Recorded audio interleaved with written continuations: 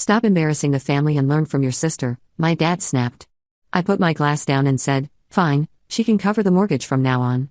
Mom went silent, then whispered, what mortgage? The house is paid off. Right? Everyone froze when I pulled out the bank statements. I'm Sarah, and this is the story of how one family dinner turned into the most satisfying moment of my 37 years on this earth. But first, let me paint you a picture of my wonderful family dynamics. Growing up as the middle child between my older brother Jake and younger sister Madison, I quickly learned that I was destined to be the family disappointment. Jake was the golden boy, star quarterback in high school, full ride to state, now making decent money as a software engineer but constantly stressed about his overextended finances. Madison? She was daddy's little princess, pageant queen, sorority president, married her college sweetheart right after graduation and immediately started popping out grandchildren. And then there was me. Sarah. The one who dropped out of college after 2 years to start my own business. The one who never got married. The one who lived in a tiny apartment downtown instead of a sprawling suburban McMansion. The family disappointment. What my family didn't know was that my tiny apartment was actually a modest but comfortable downtown loft that I owned outright. What they didn't know was that my little business was now a successful consulting firm with 3 offices across 2 states. What they really didn't know was that for the past 5 years, I had been secretly paying their mortgage. Let me back up and explain how this all started. 5 years ago, I was visiting for Christmas when I overheard Dad on the phone with the bank. He was behind on payments again. Apparently his small construction business was struggling more than he let on. Mom was crying in the kitchen, worried they'd lose the house they'd lived in for 30 years. The house where Jake took his homecoming photos, where Madison had her sweet 16, where all our childhood memories lived. Being the family disappointment apparently came with a soft heart, because I couldn't bear to watch them lose everything. So I did what any rational person would do. I hired a lawyer to help me navigate the legal complexities. After weeks of paperwork and negotiations, my attorney arranged for me to assume responsibility for the mortgage payments through a formal loan modification process. The bank agreed to accept payments from me as long as my parents remained the legal owners, and I had to provide extensive financial documentation to prove I could handle the obligation. I set up automatic transfers for the monthly payments, property taxes and insurance, and as far as my parents knew, some kind of payment restructuring with better terms had saved their home. For 5 years, I watched family gathering after family gathering where Dad would lecture me about responsibility and success while I smiled and nodded, writing another check to keep his roof over his head. Between the mortgage payments of $1,850 per month, property taxes and insurance, I was covering nearly $26,000 annually of their housing costs. 5 years of Sarah needs to get serious about her future while I was literally financing theirs. But let me tell you about some of those family gatherings, because each one was a masterclass in subtle humiliation that built up to my eventual nuclear moment. There was Easter 3 years ago, when I showed up in a simple sundress from Target while Madison paraded around in designer everything. She made sure to mention, loudly and repeatedly, how Derek had surprised her with a shopping trip to New York. Sarah, you should really invest in some quality pieces, she said, fingering the fabric of my dress like it might contaminate her. I mean, I know your budget is tight with that little business of yours, but first impressions matter. What she didn't know was that I had just closed a deal with a Fortune 500 company the week before. A deal worth more than Derek made in 2 years. But I smiled and nodded and made a mental note of the extra $1,000 that had just transferred to pay their property taxes. Then there was Thanksgiving 2 years ago, the infamous career talk. Jake had just gotten some industry award and Dad spent the entire dinner comparing his real job with real benefits to my hobby business. The thing about freelancing, Dad pontificated while carving the turkey I had secretly paid for, is that it's not sustainable. What happens when you get sick? What about retirement? Sarah, you can't live paycheck to paycheck forever. I wanted to laugh. My retirement fund was already worth more than most people see in a lifetime. My health insurance was better than anything Jake's corporate job offered. But instead, I just asked for more stuffing and endured another lecture about finding stability. The worst part wasn't even the criticism, it was watching Mom's face during these conversations. She'd get this worried, pitying expression, like she was already planning my funeral because clearly I was headed for destitution. Honey, she'd whisper later while we did dishes, maybe your father has a point. Madison seems so secure with Derek's job. Don't you want that kind of security? I wanted to scream that I had more financial stability than all of them combined, but instead I'd just nod and change the subject. My business, which I'd built over 12 years from a one-woman operation to a firm with 15 employees, was bringing in about $850,000 annually in revenue. After expenses and payroll, I was taking home a comfortable 6-figure income that allowed me to cover my family's housing costs without breaking a sweat. The pattern was always the same. Every holiday, every birthday, every family barbecue became an opportunity to highlight my shortcomings. They'd ask about my love life with the same tone people use to ask about terminal diagnoses. They'd inquire about my business like it was a cute hobby I'd eventually outgrow, like collecting stamps or knitting scarves. "Sarah's still doing that consulting thing," Dad would tell relatives, the emphasis on still making it sound like I was stuck in some embarrassing phase. "We keep hoping she'll find something more permanent." Meanwhile, I was flying to client meetings in cities they'd never heard of, staying in five-star hotels, and building a company that was getting attention from major business journals. But in their eyes, I was just poor little Sarah, spinning her wheels and refusing to grow up. The irony was suffocating. Here I was, the most financially successful person at every single gathering, listening to lectures about money management from people whose mortgage I was secretly paying. It was like being a millionaire forced to pretend to be homeless while your family gave you advice on finding spare change. There was one particularly brutal Christmas where Madison announced she was pregnant with her second child. The whole family erupted in celebration while I sat there smiling and clapping and dying inside. Not because I wanted kids, I genuinely didn't, but because of what came next. "You know, Sarah," Mom said during the congratulations, "maybe it's time you started thinking about settling down too. You're not getting any younger, and Madison makes it look so easy." Dad jumped in immediately. "That's what I've been trying to tell her, Helen. She's so focused on that business stuff that she's forgetting what really matters. Family. Legacy. Building something that lasts." I almost choked on my wine. Building something that lasts? I had built something that was not only lasting but thriving. Something that employed people and supported families and was making a real difference in the business world. But because it didn't come with a husband and kids, it apparently didn't count. "Maybe if you put half the energy you put into work into finding a good man," Madison chimed in, her hand resting on her barely visible bump, "you'd be in a different place right now." That night, I went home to my tiny apartment and stared at the city lights from my floor-to-ceiling windows. I poured myself a glass of wine that cost more than they spend on groceries in a week and tried to figure out how I'd ended up in this twisted situation. Here's what really got to me: I didn't even want their life. I loved my independence, my career, my freedom to travel and make my own choices. But their constant disapproval made me question everything. It's amazing how family can make you feel like a failure even when you're objectively succeeding at everything you touch. I started keeping a mental tally of their comments. Jake's passive-aggressive remarks about real jobs. Madison's suggestions about how I should dress, where I should live, who I should date. Dad's lectures about responsibility and planning for the future. Mom's worried sighs every time my name came up. It was death by 1,000 cuts, and the worst part was that they probably thought they were helping. In their minds, they were loving family members trying to guide a lost sheep back to the fold. They had no idea they were slowly destroying my relationship with all of them. The loneliness was the hardest part. I had friends, of course, and colleagues I respected, but family is supposed to be different. Family is supposed to be your soft place to land, your biggest cheerleaders, the people who love you unconditionally. Instead, my family felt like a constant performance review where I was perpetually failing to meet expectations I'd never agreed to. I started making excuses to skip gatherings. Work trips, client emergencies, anything to avoid another round of well-meaning criticism. But that just gave them more ammunition. "Sarah's becoming such a workaholic," I heard Dad tell Jake during one phone call I wasn't supposed to overhear. "She's missing Christmas for some business thing. I'm really worried about her priorities." Some business thing. It was a merger deal worth 8 figures, but to them it was just another example of my misplaced priorities. The Christmas I missed was actually spent in Switzerland, negotiating a contract that would open my company's European expansion. I spent Christmas morning on a video call with my team, celebrating the biggest deal in our company's history. Then I spent Christmas afternoon crying in a 5-star hotel room because my family thought I was a failure. That's when I started planning. Not revenge, exactly, but documentation. I began keeping meticulous records of everything. Every mortgage payment, every family slight, every comment about my inadequacies. I told myself it was just for my own peace of mind, but deep down I think I knew this was all building to something. The mortgage payoff happened last year after another strong business year. My accountant pointed out that I had accumulated enough savings to pay off the remaining $127,000 balance, which would save thousands in interest and give me more control over the situation. Working with my lawyer again, we arranged for me to pay off the mortgage in exchange for the house deed being transferred to my name, with a legal agreement that allowed my parents to live there rent-free for as long as they wanted. My parents were told the bank had offered a settlement program that eliminated their remaining debt. When the legal transfer went through, I felt a strange mix of satisfaction and sadness. Satisfaction because I finally had concrete proof of my financial contribution to this family. Sadness because I was essentially keeping score with my own relatives. But the comments didn't stop.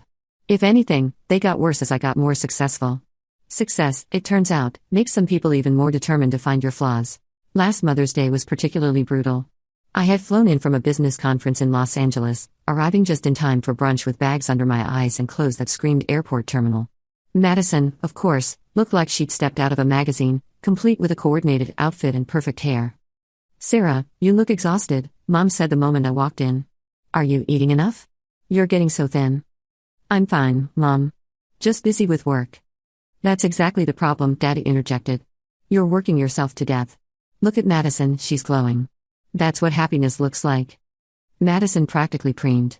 "Derek and I were just talking about work-life balance. It's so important to have priorities in order." I wanted to point out that Madison's idea of work was managing their household budget and planning playdates. Not that there's anything wrong with that choice, but the constant implication that my choices were somehow inferior was wearing me down. "Maybe you should consider cutting back," Jake suggested. "I mean, how much money do you really need? There's more to life than work." This from a man who worked 60-hour weeks and was constantly stressed about his overextended rental property investment. But because his stress came with a traditional job title and a suburban house, it was somehow more valid than mine. The conversation that followed was like an intervention, except instead of drugs or alcohol, they were trying to save me from success. They took turns explaining why my lifestyle was unsustainable, unfulfilling, and ultimately selfish. I sat there listening to people whose bills I was paying tell me that I didn't understand what really mattered in life. That was the day I printed out the bank statements. Not because I was planning anything specific, but because I needed physical proof that I wasn't crazy. I needed to hold something tangible that validated my reality when theirs felt so suffocating. I started carrying those statements everywhere. In my purse, in my car, in my laptop bag. They became my security blanket, my evidence that I wasn't the failure my family saw when they looked at me. Every family text thread became an exercise in biting my tongue. Madison would share photos of her kids with captions about what really matters. Jake would post about his latest promotion with humble brags about climbing the corporate ladder, carefully not mentioning his financial stress. Dad would forward articles about the importance of traditional family values. Meanwhile, I was featured in local business journals, spoke at industry conferences, and had built something I was genuinely proud of. But none of that mattered in the family group chat. In there, I was still just Sarah, the daughter who needed to get her act together. The worst part was how isolated it made me feel. Success is supposed to feel good, but when the people who matter most to you can't see it or acknowledge it, it starts to feel hollow. I began to wonder if they were right, if I was missing something important by choosing career over traditional milestones. I went through a period of actually dating more seriously, thinking maybe if I could check the relationship box, they'd finally see me as a complete person. But every guy I met felt like a compromise, and I realized I was trying to change my life to fit their expectations rather than living authentically. That's when I decided to double down on being myself. If they couldn't accept successful Sarah, then they'd have to deal with successful Sarah who'd stop pretending to be anything else. I started dressing better at family events, not Target sundresses, but the kind of clothes that whispered money in a language they couldn't quite place. I began mentioning business trips to exotic locations casually, without downplaying them as work stuff. I stopped apologizing for my choices and started owning them. But instead of finally seeing me, they seemed to interpret this as me becoming even more pretentious and out of touch. Dad started making comments about putting on airs. Madison would roll her eyes when I mentioned travel. Jake accused me of trying to make everyone else feel bad about their lives. I wasn't trying to make anyone feel bad. I was just tired of making myself smaller to accommodate their comfort. But they couldn't see the difference. The breaking point came last month at Jake's birthday dinner. We were all gathered at my parents' house, the house I was secretly paying for, and Dad was in rare form. Jake had just gotten another promotion and Madison had announced she was pregnant with baby number 3. The golden children were glowing in the spotlight while I sat quietly eating my pot roast. "You know, Sarah," Dad started, and I could already feel my shoulders tense. "Here it comes. Your brother Jake just bought a second rental property. He's really building wealth for his family's future." "That's great, Dad," I replied, taking a sip of wine and trying to keep my voice neutral. "And Madison's been telling me about the preschool she's researching for little Emma. Only the best for our grandchildren," he continued, beaming at my sister who was absolutely glowing with smugness. I nodded politely. "Sounds wonderful." But Dad wasn't done. He never was. "You know what your problem is, Sarah? You lack direction. You're 32 years old, living in that tiny apartment, playing around with your little consulting thing instead of building a real career." My jaw clenched, but I stayed quiet. This was nothing new. "Look at your sister," he gestured toward Madison, who was practically purring under the attention. "She's got her priorities straight. Marriage, family, stability. She's not chasing pipe dreams." Madison smiled sweetly. "Sarah, maybe it's time to think about settling down? I know some nice guys from Derek's work who might be interested." The condescension in her voice made my skin crawl, but I just smiled back. Thanks, Maddie, but I'm good. Dad shook his head disapprovingly. See, this is exactly what I'm talking about. No ambition, no drive. Sarah, when are you going to stop embarrassing the family and learn from your sister? That was it. The final straw. 5 years of biting my tongue, 5 years of secret mortgage payments, 5 years of being treated like the family failure while literally keeping them afloat financially. I set my wine glass down carefully on the table and looked him straight in the eye. Fine, I said calmly. She can cover the mortgage from now on. The table went quiet. Jake looked confused. Madison's smile faltered slightly. Dad just stared at me. What mortgage? Mom spoke up from the kitchen doorway, her voice barely above a whisper. The house is paid off. Right? The color drained from Dad's face. He hadn't told her. After all these years, Mom still didn't know how close they'd come to losing everything. Robert? Mom's voice was getting shaky now. What mortgage? You told me the bank restructured everything and we were fine. Dad opened his mouth but no words came out. This was getting interesting. Oh, this is rich, Jake said, finally catching on. Dad, did you take out another mortgage? What the hell? It's not what you think, Dad stammered, but I was already reaching into my purse. Everyone froze when I pulled out the bank statements I'd been carrying around for weeks, waiting for exactly this moment. Call it preparation or call it pettiness, but I'd printed out 5 years' worth of mortgage payment records, along with the legal documents showing the deed transfer. Actually, it's exactly what you think, I said, spreading the papers across the table like a royal flush. Except worse. Mom moved closer to look at the statements, her hand covering her mouth. Sarah, what are these? These, I said, pointing to the monthly payment records, are 5 years of mortgage payments. All made by me through a legal loan modification process to save the house that Dad was about to lose. The silence was deafening. Madison's face had gone from smug to confused to horrified in the span of 30 seconds. Jake was staring at the papers like they might bite him. You see, Mom, I continued, my voice steady despite my racing heart, 5 years ago Dad was 3 months behind on the mortgage. You were about to lose the house. But he never told you that part, did he? Mom sank into her chair, her face pale. Robert? Is this true? Dad was looking everywhere except at her.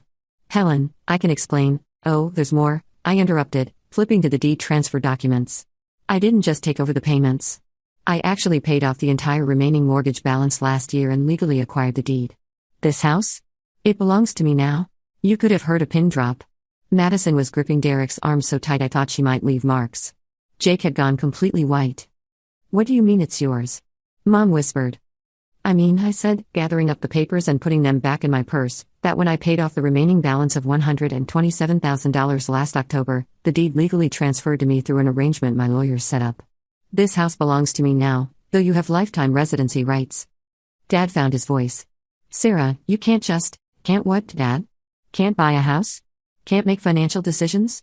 Can't stop embarrassing the family? I stood up, my chair scraping against the floor.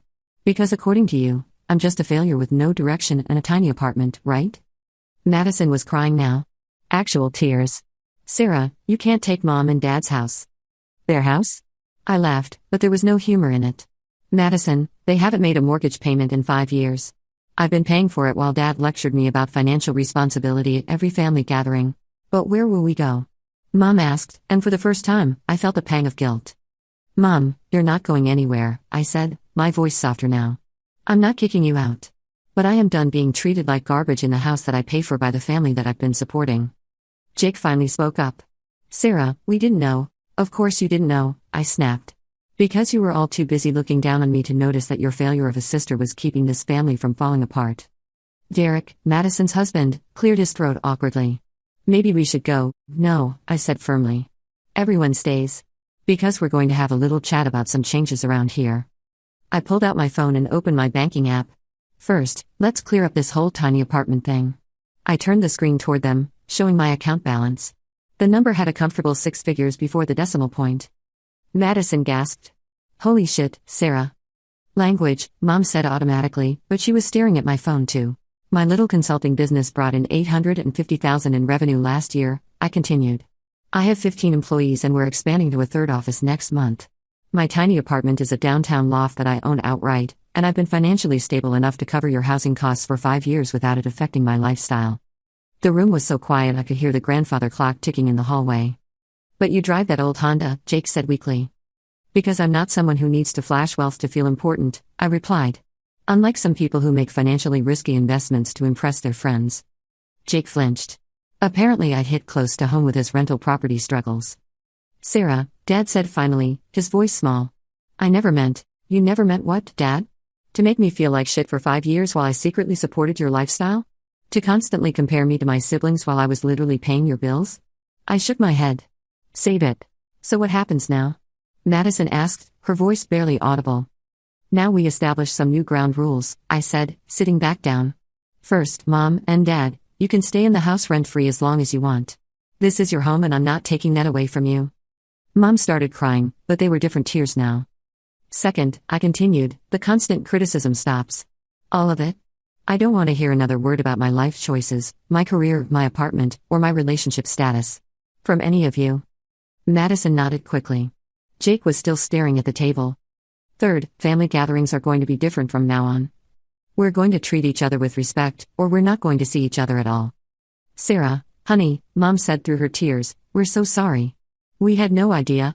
I know you didn't, Mom. But that's kind of the point. You all made assumptions about my life without bothering to actually know anything about it.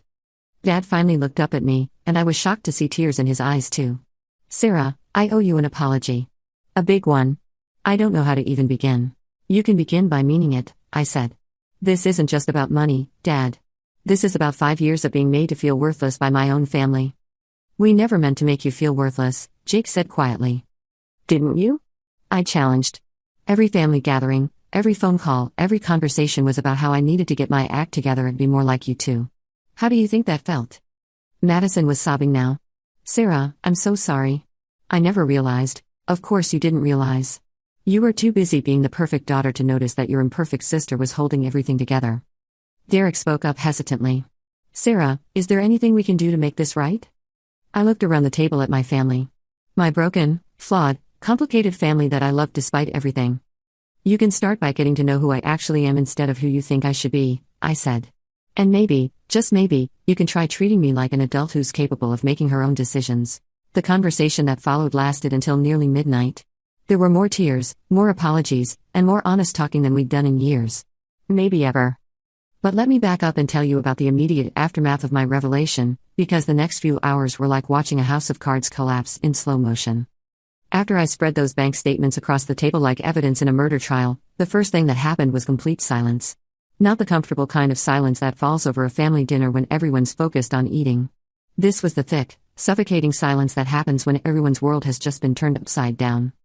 Madison was the first to break. I don't understand, she whispered, her voice shaky. You've been paying for this house?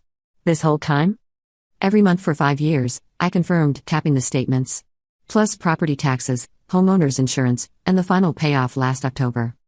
Derek, who had been mostly quiet throughout dinner, suddenly found his voice. Sarah, that's incredible. Why didn't you tell anyone? Because, I said, my voice steadier than I felt, I was tired of being lectured about financial responsibility by people who couldn't keep their own house. Dad flinched like I'd slapped him. Sarah, that's not fair, isn't it? I interrupted. Dad, how many times have you told me I need to be more like Jake? More like Madison? How many times have you suggested I don't understand real responsibility? Mom was still staring at the bank statements, her finger tracing the payment amounts. $1,850, she read aloud. Every month. For 5 years. Plus taxes and insurance. That's right, Mom. While you worried about my tiny apartment and my little business, I was making sure you didn't lose your home. Jake suddenly straightened in his chair, and I could see the moment realization hit him. Wait a minute. Sarah, my rental property. When I was having trouble last year and suddenly got that offer for debt restructuring through a financial consulting firm. I smiled grimly. Congratulations, Jake. You figured it out. You? His voice was barely audible. You helped me restructure my debt? My business partner has connections with financial services companies, I confirmed. You were 6 weeks away from losing that property. I couldn't watch my big brother fail when I had the means to help, even indirectly. Madison was openly crying now. Sarah, I don't understand. If you'd been helping everyone, why didn't you say anything? Because every time I tried to talk about my business or my success, I got lectured about having the wrong priorities. Because whenever I mentioned money, I got told that there were more important things in life. Because this family made it very clear that my version of success didn't count. The room fell quiet again, but this time it was the kind of silence that comes with shame. I could see them all processing, remembering conversations, recalculating interactions through this new lens. The business conference in Switzerland, Mom said suddenly. The one you missed Christmas for. What was that really about? I pulled out my phone and showed her a news article I'd bookmarked. International Consulting Conference where I was a featured speaker. The contracts I negotiated there led to our European client partnerships. It wasn't about missing family, it was about building something sustainable. Dad's face had gone from red to white to gray. Sarah, I called you selfish. I said you cared more about money than family. You did, I agreed. While I was working on Christmas morning to finalize contracts that would secure your house permanently. Madison looked up from her tissues. The designer closed comments. Oh God, Sarah. I kept telling you to invest in quality pieces when you could probably buy the entire store. I could, I said simply. But I chose not to, because I was raised to be humble about money. Unfortunately, I was raised by people who mistook humility for failure. Derek shook his head in amazement.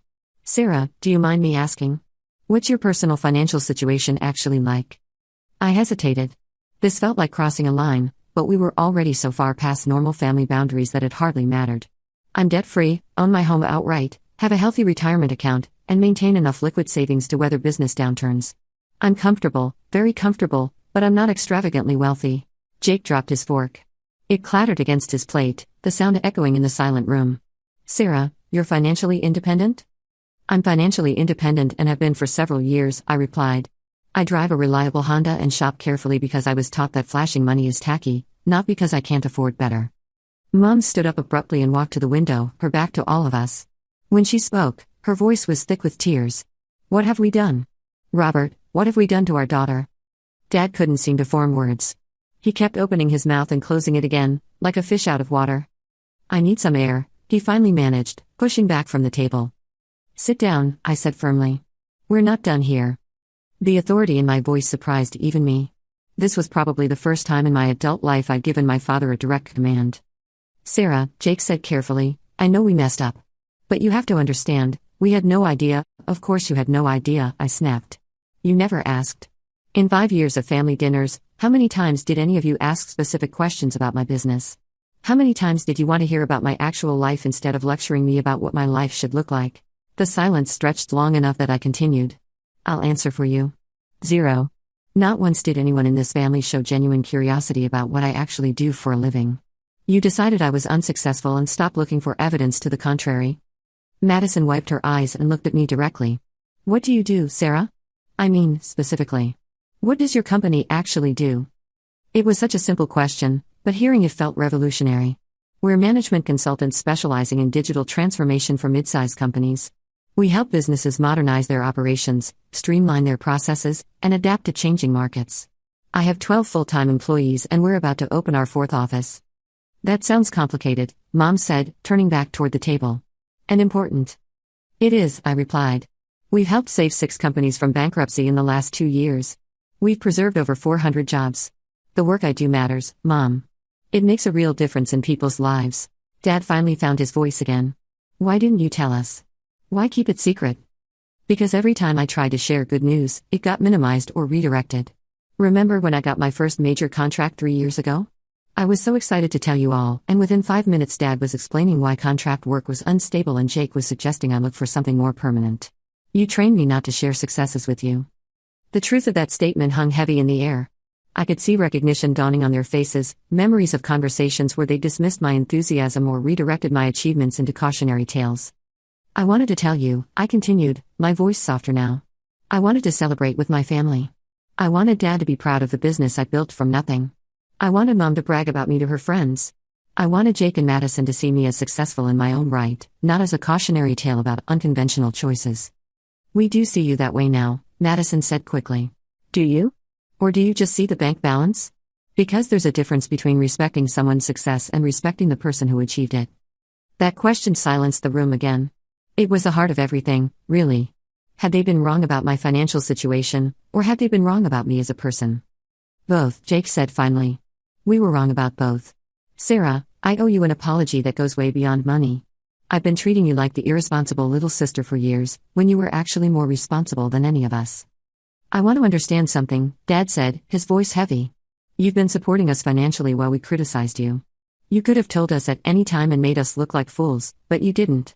Why? I thought about that for a long moment. Because despite everything, I love this family. Because this house represents every Christmas morning and birthday party and family memory I have. Because I couldn't bear to watch you lose it, even when you were driving me crazy. But you let us treat you terribly, Mom said, sitting back down. Why didn't you defend yourself? I tried to, Mom. Remember? Every time I pushed back, I got accused of being defensive or arrogant. You all had this narrative about who I was and what my life looked like, and anything that contradicted that narrative got dismissed or explained away. Derek cleared his throat. Sarah, can I ask you something? Do you resent us? For taking your money and treating you badly? It was a fair question, and one I'd been asking myself. I don't resent you for needing help. I resent you for making me feel small while I gave it. I resent years of family gatherings where I felt like a disappointment when I was actually the most financially stable person in the room. What can we do? Madison asked. How do we fix this? I don't know if you can, I said honestly. This isn't just about apologizing for one conversation. This is about 5 years of constant criticism from people whose lives I was subsidizing. This is about being made to feel ashamed of choices that were actually incredibly successful. The room fell silent again as they absorbed this. I could see the weight of realization settling on all of them, not just that they'd been wrong about my finances, but that they'd been systematically undermining my self-worth for years. What happens now? Dad asked quietly. What do you want from us? I want you to see me, I said simply. Not who you think I should be, not who would make your lives easier, but who I actually am. I want you to be curious about my life instead of critical of it. I want to be able to share good news without it being turned into a lecture about what really matters. And if we can't do that? Jake asked. I looked around the table at these people who had shaped my entire life, for better and worse. Then I guess we'll find out how much family means when it's not subsidized by guilt and financial dependence. It was a harsh truth, but it needed to be said. For too long, I'd enabled this dynamic by accepting their criticism and paying their bills anyway. That had to change, regardless of whether they could change with it. Dad told Mom the whole truth about their financial troubles 5 years ago. Mom confessed that she'd always felt guilty about not working and contributing financially. Jake admitted that he was actually struggling with his second rental property and was in over his head. Madison revealed that she'd been feeling inadequate because she'd never had a career of her own. I was jealous, she said through her tears. I saw you living independently and following your dreams, and I convinced myself you were irresponsible because it made me feel better about never taking any risks myself. It wasn't a magical fix-everything moment. Family dynamics that have been building for 30-plus years don't change overnight. But it was a start. Over the next few months, things slowly began to improve. Dad stopped making comments about my life choices and started asking genuine questions about my business. Mom began calling just to chat instead of to deliver lectures about settling down. Madison and I started having real conversations instead of passive-aggressive small talk. Jake took a little longer to come around, but eventually he swallowed his pride and asked for advice about his rental property situation. I helped him restructure his finances and avoid foreclosure. The real test came 6 months later at Christmas. I walked into that same dining room, my dining room, technically, and instead of bracing myself for criticism, I was actually looking forward to seeing everyone. Sarah. Mom hugged me tightly. Tell us about the Denver office. How's the expansion going? Dad pulled out his phone. I've been telling everyone at work about my daughter, the business owner. Jim's nephew is starting a company and wants to know if you do consulting for startups. Madison had brought photo albums from her pageant days. I was going through old pictures and found these. Remember when you did my makeup for Miss Teen? You were so good at it. I always wondered why you didn't pursue that. Because I found something I was better at, I replied, but this time there was no defensiveness in my voice. Even Jake seemed different. Hey, want to see the business plan for the coffee shop Emma and I are thinking about opening? We could use your expertise. The evening wasn't perfect. Old habits die hard, and there were still moments of tension. But for the first time in my adult life, I felt like I was sitting at a table with people who actually saw me.